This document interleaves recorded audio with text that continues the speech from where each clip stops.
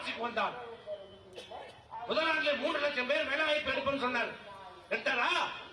4 வருஷம் கழிச்சு சொல்றாரு 5500 பேருக்கு தான் வேலை வாய்ப்பு கொடுத்திருக்கிறது. நான் சொல்லல, ஸ்டாலின் அரசு அறிவித்திருக்கிறது. எடுக்கப்பட்ட வேலை வாய்ப்பு 5500, சொன்னது 3 லட்சம் பேருக்கு வேலை வாய்ப்பு கொடுப்பார். இன்னைக்கு 12 லட்சம் அரசு வேலை காலியாக இருக்கிறது. ஏன் இருக்க மாட்டேது? ஏன் வேலை வாய்ப்பு கொடுக்க மாட்டேன்? உனக்கு என்ன நஷ்டம்? உங்க வீட்டு பணமா கொடுக்க போற? அரசு பணம், மக்கள் பணம், வரி பணம். ஏன் அந்த வேலை வாய்ப்பு இருப்பதற்கு இந்த அரசு மறுக்கிறது? கிட்டத்தட்ட 50,000 ஆசிரியர் பணியிடம் காலியா இருக்குது. 50,000 ஆசிரியர் பணி காலியா இருக்கு.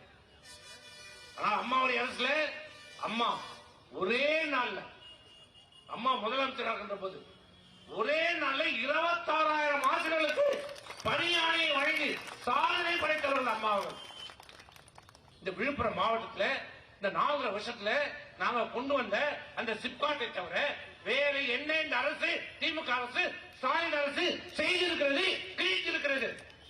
சொல்லு பாப்போம். கைகள் பார். நாங்க அறிவிச்சோம், விழுப்புரத்துக்கு நாங்க அறிவிச்சோம் 20 கோடி ரூபாய் கொடுத்து. இங்க விழுப்புரம் இந்த சிக்னல் பக்கத்தில் இருக்கிற அந்த மருத்துவமனையில அந்த வளாகத்துல காணை ரோடு வழியா பார்த்து கொடுத்தோம், கட்டுறதுக்கு இடம் பார்த்து. நீ என்ன பண்ண? நீ என்ன சாதனை பண்ண? அந்த கட்டடத்தை அங்க கட்டி இருந்தா விழுப்புரம் மாநகராட்சி மிகப்பெரிய நகரம், கட்டியிருந்தா இன்னும் வளர்ந்திருக்கும். இங்க படித்திருக்கிற இளைஞர்கள் எல்லாம் அங்க வேலை வச்சிருக்கோம். கள்ளக்குறிச்சியில் இருக்கிறவங்க அங்க வேலைக்கு போயிருப்பான். ஏன்னா இது நகரம், எல்லாம் அங்க வந்திருப்பாங்க.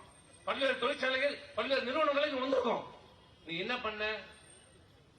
வந்த உடனே அதை எடுத்து பாண்டிச்சேரி பக்கத்துல போட்டு அங்க யாரும் வரமாட்டோம், ஜாலியாக